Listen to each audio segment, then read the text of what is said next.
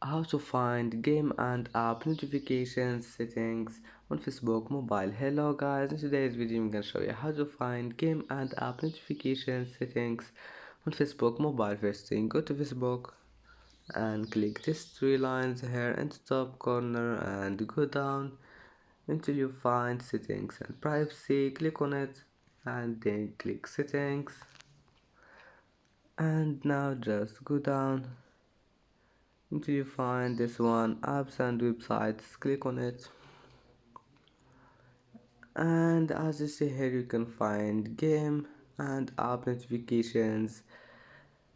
Just turn it off or turn it on or anything you want, and then go back and it will be saved. And that's it for today's video.